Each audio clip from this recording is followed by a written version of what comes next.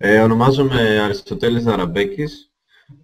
Σπούδασα μηχανολόγος μηχανικός στο Αριστοτέλειο Πανεπιστήμιο στη Θεσσαλονίκη.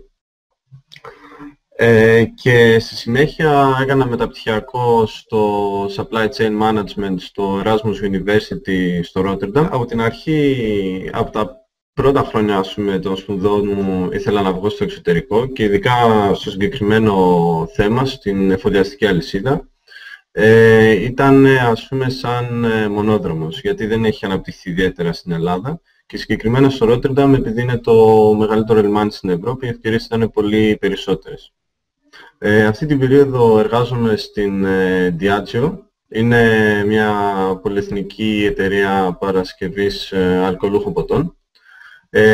Και η θέση μου είναι ακριβώς αυτό που έχω σπουδάσει, Supply Network Planner είναι συγκεκριμένα, και αυτό που κάνω ακριβώς είναι να συντονίζω τα εργοστάσια μαζί με τις αγορές και να κάνω βελτιστοποίηση του δικτύου διανομής και όλης της παραγωγής στα εργοστάσια. Αυτό με λίγα λόγια. Σχετικά με τις διαδικασίες εισαγωγής στο Πανεπιστήμιο, αυτά που χρειάστηκε αρχικά ήταν το βιογραφικό σημείωμα, το Motivation Letter, οπωσδήποτε το GMAT πάνω από 600, το οποίο ήταν απαιτούμενο για το Rotterdam School of Management συγκεκριμένα. Επίσης το TOEFL πάνω από 90 ή IELTS, εγώ το TOEFL έδωσα, το IELTS δεν θυμάμαι ακριβώς πόσο ήταν. Και επίσης μεταφρασμένα το πτυχίο και αναλυτική βαθμολογία. Όλη η διαδικασία έγινε μέσα από πλατφόρμα του Πανεπιστημίου, το οποίο βέβαια στο τέλος απαιτήθηκε να δημιουργηθεί ένας λογαριασμός στο StudiaLink, από το οποίο όταν μετά περάσει το Πανεπιστήμιο είναι το μέσο διαχείρισης των σπουδών σου. Αλλά μέχρι τότε όλα γίνονται μέσω Πανεπιστημίου, τουλάχιστον όπως τα έκανα εγώ. Σχετικά με τη ζωή στην Ολλανδία, ένα βασικά πολύ σημαντικό θέμα είναι η στέγαση. Υπάρχουν αρκετές εστίες από το Πανεπιστήμιο, που παρέχονται από το Πανεπιστήμιο. Βέβαια είναι αρκετά υψηλό το κόστος, είναι γύρω στα 500 με 600 ευρώ. Και θέλει σίγουρα να ασχοληθεί κάποιος πολύ νωρίς, ήδη από Μάρτι-Απρίλιο το αργότερο, προκειμένου να βρει θέση. Η εναλλακτική, σε περίπτωση που δεν βρεθεί κάποιο δωμάτιο σε εστίες, είναι μέσω ίντερνετ πάλι. Υπάρχουν διάφορα μεσητικά μέσω ίντερνετ και για φοιτητές. Απλά θα είναι πολύ δύσκολο μετά να βρεθεί κάποιο διαμέρισμα όπως το έχουμε συνηθίσει στην Ελλάδα. Δηλαδή, ο μονόδρομος μετά είναι η ενοικίαση δωματίου, με κοινόχρηστους χώρους, κουζίνα, σαλόνι κλπ. Το οποίο μπορεί να είναι από 400 μέχρι και πάλι 600 ευρώ. Απλά αυτό περιέχει και κάποιο ρίσκο, γιατί πολλές φορές δεν ξέρεις τους συγκατοίκους σου και μπορεί να συμβούν διάφορα σκηνικά. Καλό είναι πάντως πολύ σχετικά νωρίς, μόλις γίνει αποδεκτός κάποιος φοιτητής του Πανεπιστήμιου, να αρχίσει να ψάχνει για δωμάτιο πρώτα μέσω των εστιών.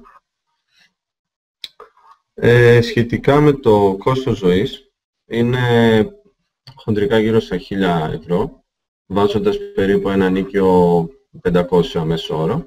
Βέβαια 1.000 ευρώ είναι με όλες τις άνεσες, δηλαδή μπορείς και να πας κάποια ταξίδια Γερμανία, Γαλλία, δηλαδή είναι πάνω από 1.000 είναι λίγο δύσκολο. Επίσης, άμα κάποιος είναι πολύ οικονομικός, βγαίνει και λιγότερο. Μέσος όρος είναι 1.000 ευρώ. Ελεύθερος χρόνος δεν υπάρχει πολύ, είναι αλήθεια. Το πρόγραμμα σπουδών είναι πολύ εντατικό και είναι πολύ διαφορετικό από τα ελληνικά πανεπιστήμια. Δηλαδή, χωρίζονται σε μπλοκ, τα οποία είναι περίπου 2 μήνες το καθένα, και το κάθε μπλοκ έχει 1 με 2 μαθήματα. Μετά από κάθε μπλοκ υπάρχει, στο τέλος κάθε μπλοκ μάλλον υπάρχει εξεταστική, και μετά ίσως ένα διήμερο, τρίμερο κενό. Εκεί πέρα ίσως είναι μοναδική, ας πούμε, ο ελεύθερος χρόνος που μπορεί να βρει κάποιος φοιτητής. Γενικά υπάρχουν πολλές ομαδικές εργασίες, ατομικές εργασίες και πολύ πιεστικό γενικά πρόγραμμα. Ειδικά στο δεύτερο εξάμηνο, που έρχεται και το thesis, εκεί τα πράγματα είναι ακόμα πιο δύσκολα. Βέβαια υπάρχει πιθανότητα να το αναβάλει στο θείς και να το ξεκινήσει κάποιος στο τέλος των μαθημάτων, κάπου τον Ιούνιο. Απλά θα αναγκαστεί μάλλον να παρατείνει τις σπουδές ή να πιεστεί όλο το καλοκαίρι. Ο τρόπος διασκέδασης είναι ίδιος περίπου με την Ελλάδα, με την διαφορά ότι κυρίως επειδή ο ελεύθερος χρόνος υπάρχει Παρασκευή, Σάββατο, όλος ο κόσμος βγαίνει τότε. Καθημερινές δηλαδή είναι λίγο πιο νεκρά τα πράγματα. Αν και το Ρότερνταμ, που θεωρείται φοιτητού πόλη της Ολλανδίας, έχει λίγο παραπάνω ζωή για τις καθημερινές, αλλά πιο νωρίς, όχι αργά το βράδυ. Τα κλαμπ δηλαδή ανοίγουν Παρασκευές, Σάββατο. Τα communities είναι ένα σημαντικό κομμάτι του πανεπιστημίου. Πέρυσι ιδρύθηκε ένα Greek Association, το οποίο βοηθάει τους Έλληνες φοιτητές με διάφορες πληροφορίες και πράγματα που πρέπει να κάνουν διαδικασίες στον πρώτο μήνα, ας πούμε, εγγραφή στο Δήμο και ίσως ασφάλεια, αν θέλει κάποιος. Βοηθάνε και με τη στέγαση, πολύ πιθανό. Αλλά έχει συσταθεί μόλις πέρυσι, οπότε δεν ξέρω πολλές λεπτομέρειες. Πολύ σημαντικό όμως είναι τα association μέσα στις σχολές, τα οποία κανονίζουν για events τα οποία ενδιαφέρουν αποκλειστικά και μόνο τους φοιτητές. Δηλαδή, συζητάνε με εταιρείες για να έρθουν να κάνουν κάποια παρουσίαση ή κάποια συμμετοχή των φοιτητών του Master σε συνέδρια σχετικά, είτε κάποια business trip εκτός Ολλανδίας. Εμείς, για παράδειγμα, πέρυσι είχαμε πάει Σιγκαπούρη και Μαλαισία, επισκεφτήκαμε 3 εταιρείες. Και είναι πολύ θετικό να ασχοληθεί κάποιος με αυτά τα association, και επειδή θα κάνει γνωριμίες, σίγουρα και μέσα σε εταιρείες, αλλά και είναι πολύ θετικό για το βιογραφικό. Και εδώ οι Ολλανδοί δίνουν πάρα πολύ σημασία στις εξωπανεπιστημιακές δραστηριότητες, δηλαδή εκτός του προγράμματος σπουδών. Και η συμμετοχή σε ένα τέτοιο association είναι κάτι πολύ, πολύ θετικό, είναι πλεονέκτημα. Οι απαιτήσεις των μεταπτυχιακών εδώ στην Ολλανδία είναι πολύ περισσότερες από τα ελληνικά πανεπιστήμια. Υπάρχουν πάρα πολλές εργασίες που τρέχουν ταυτόχρονα, ακόμα και για το ίδιο μάθημα, πόσο μάλλον αν υπάρχουν και 2 μαθήματα σε κάθε μπλοκ.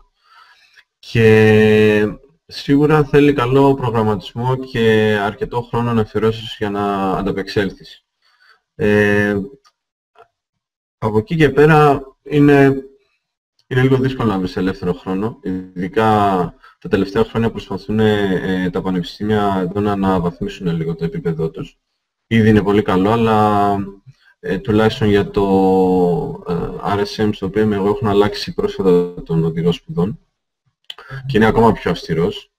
Επομένως, σίγουρα πρέπει να είσαι 100% αφοσιωμένος στο Master και είναι πρώτη επιλογή σε ό,τι και αν κανονίζει κάποιος.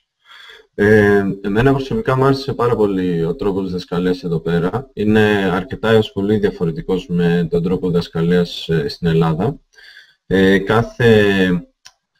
Κάθε μάθημα έχει συγκεκριμένη παρουσίαση, την οποία ο καθηγητής την ανεβάζει πριν ή μετά στο Blackboard. Οπότε μπορεί οι φοιτητές να έχουν πρόσβαση και πριν και μετά στο μάθημα. Επίσης, υπάρχουν βιβλία, τα οποία ναι μεν τα πληρώνεις, αλλά τα πιο πολλά μαθήματα εστιάζονται σε άρθρα από πανεπιστήμια από όλο τον κόσμο, είτε Αμερική, είτε Αυστραλία, αυτός είναι ο τρόπος δηλαδή διδασκαλίας. Και στη συνέχεια υπάρχουν πάρα πολλές εργασίες και κυρίως ομαδικές. Κάτι το οποίο εγώ προσωπικά στη σχολή μου στην Ελλάδα ζήτημα να το έκανα μια φορά 2 το χρόνο. Εδώ πέρα εστιάζουν περισσότερο στην προσομοίωση εργασιών όπως θα είναι σε πραγματικό εργασιακό περιβάλλον και λιγότερο στην ατομική απόδοση φοιτητή. Σίγουρα υπάρχουν και ατομικές εργασίες, αλλά με λιγότερη αξιολόγηση.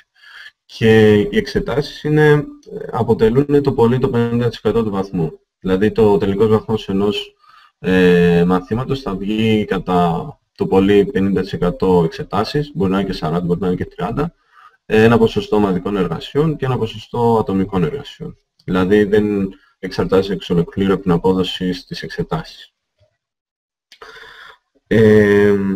Επίσης υπάρχουν κάποια guest lectures, δηλαδή σε κάθε μάθημα όχι σε κάθε μάθημα, σε μερικά μαθήματα ο καθηγητής μπορεί να καλέσει εξωπανεπιστημιακούς. Είχαμε ένα lecture στο Strategic Sourcing και ο καθηγητής είχε καλέσει έναν ειδικό που δούλευε στην BMW, ο οποίος είχε έρθει από τη Γερμανία ειδικά για να μας κάνει το συγκεκριμένο lecture.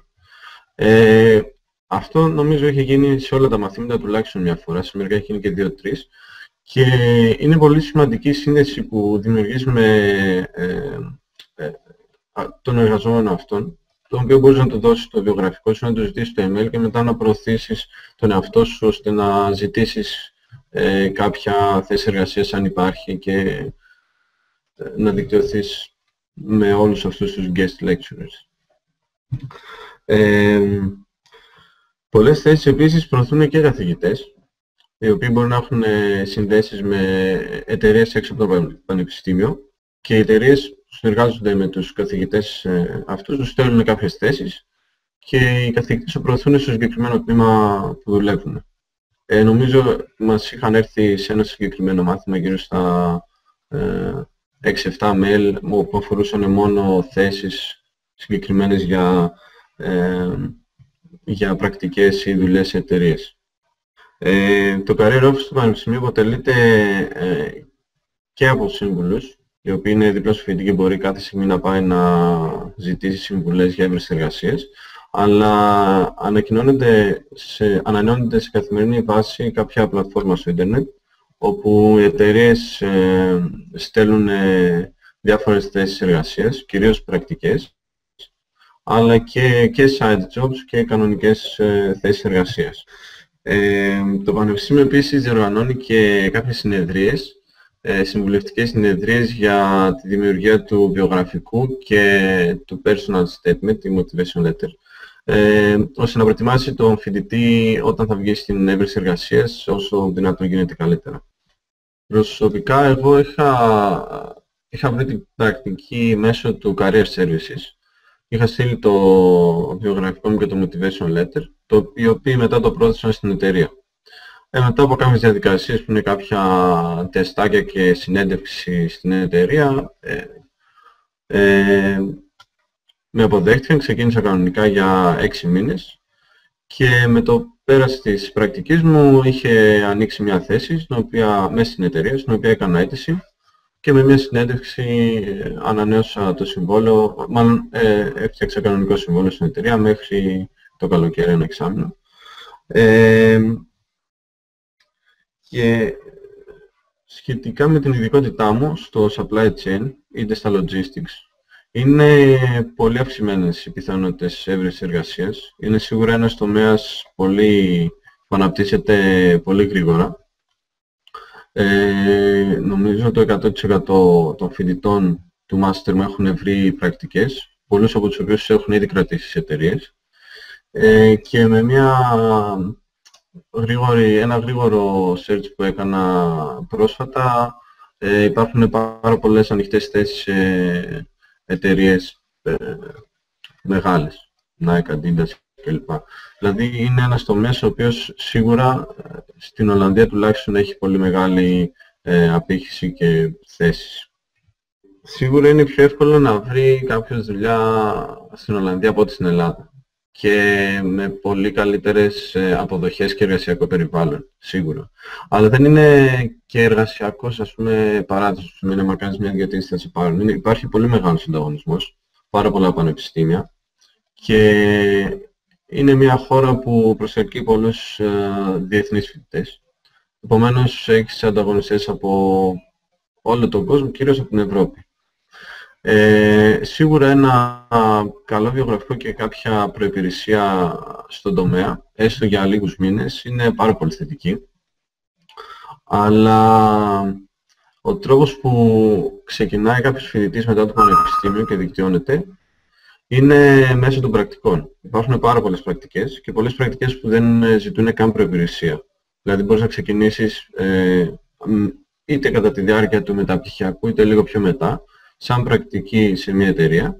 Και υπάρχουν πολλές πιθανότητες μετά την πρακτική αυτή να κάνεις αιτήσεις ενδοεταιρικές και να συνεχίσεις σαν κανονικός εργαζόμενος. Είναι, θεωρώ, πολύ πιο δύσκολο να έρθεις με ένα πτυχίο ελληνικό και να κάνεις αιτήσεις για δουλειά στην Ολλανδία. Οι πιθανότητες έβρεσης είναι πολύ μειωμένες, γιατί σίγουρα θα προτιμήσουν κάποιον που έχει κάνει είτε μεταπτυχιακό είτε bachelor στην Ολλανδία. Αλλά από ό,τι ξέρω και με την προσωπική μου εμπειρία,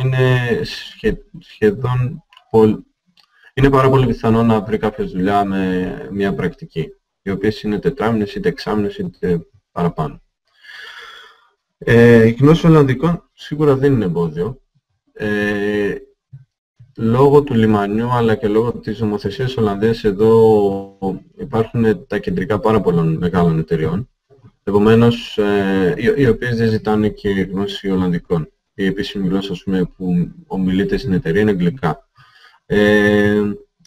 Συν το γεγονός ότι για να μπορέσεις να μιλήσεις Ολλανδικά κανονικά θες τουλάχιστον 2 χρόνια εντατικά μαθήματα για να μπορείς, ας πούμε, να τα εφαρμόσεις σε εργασιακό περιβάλλον. Σίγουρα, άμα ξέρεις, έχεις κάποιο πλεονέκτημα, λίγο κάποιες περισσότερες πιθανότητες και δουλειές τις οποίες μπορείς να κάνεις αίτηση, αλλά δεν αποτελεί σοβαρό εμπόδιο για έβρεση εργασίας.